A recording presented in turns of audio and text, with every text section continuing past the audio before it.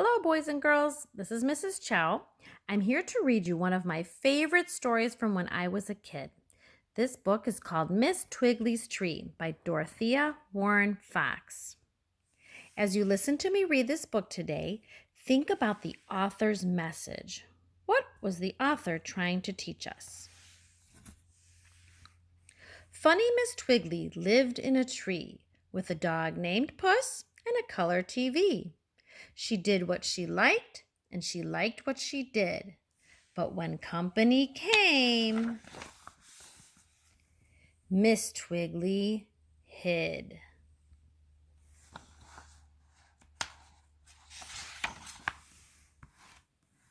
It's not that I do not like people, said she, but one gets a bit shy when one lives in a tree. She named her dog Puss. He didn't mind that. My very best friend, he said, is a cat. Old Miss Twiggly was friendly with bears. They shed on the sofa, she said, but who cares? They don't find me odd, and I'm grateful for that. I don't think they'd mind if I slept in my hat. She slept in her hat. She slept in her hat, but she made up her bed, and she swept and she dusted until the bears said they were thoroughly tired of being so neat and refused when she asked them to hold up their feet. Now Puss was clever, a smart dog indeed. He did the shopping for the things they would need: groceries, clothing, and tools for repairs, bones for himself, and jam for the bears. But whenever he shopped for Miss Twiggly's meals, the dogs teased and snapped at his heels. So poor Puss shivered as scared as could be, and he hurried back home to his safe and sound tree. Miss Twiggly and Puss were happy up there, high above ground, in a house in the air. Simply disgraceful, said people in town, to live in a tree and never come down. The wife of the mayor was maddest of all. To not be at home when I come to call is unforgivable. And besides that, I have been told she sleeps in her hat.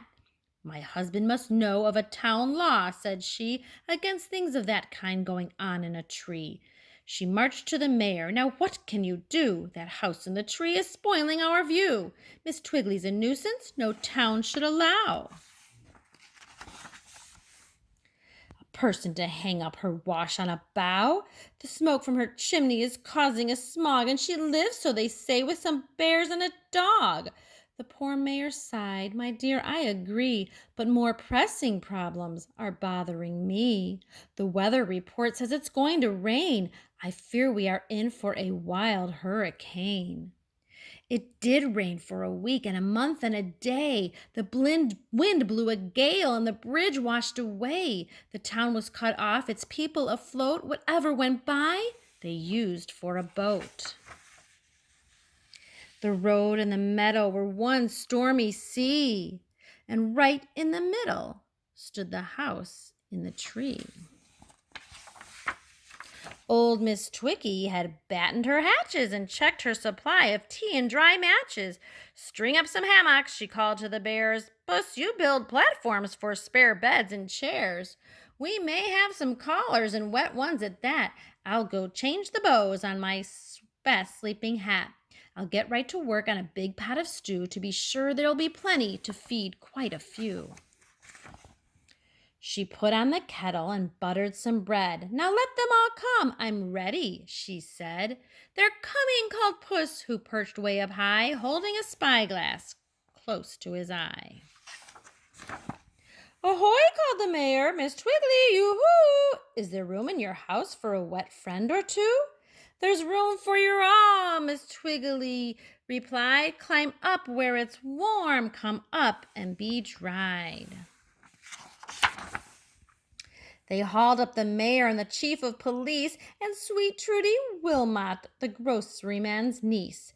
Pigs came in their troughs. A wet mother cat arrived with her kittens aboard a straw hat. The dogs of the town came swimming right up, big dogs and small dogs, and one frisky pup. But plump Mrs. Honk was afraid of the stairs, and little Joe Pettibone didn't like bears. "Don't fret, Mrs. Honk," Miss Twiggly said. "You won't mind the height when you're tucked into bed. And Joe, my big bears are as tame as can be. They don't spill a crumb when I ask them to tea." In the very last boat, bedraggled and wet, was the wife of the mayor, looking upset. She felt so ashamed of the words she had said when her hostess declared, "I've fixed you my bed." Miss Twiggly's new friends were cozy and warm, sheltered and fed, and out of the storm. Though the wind made the rain go splittery splat, the mayor's wife slept safe and sound in the hat.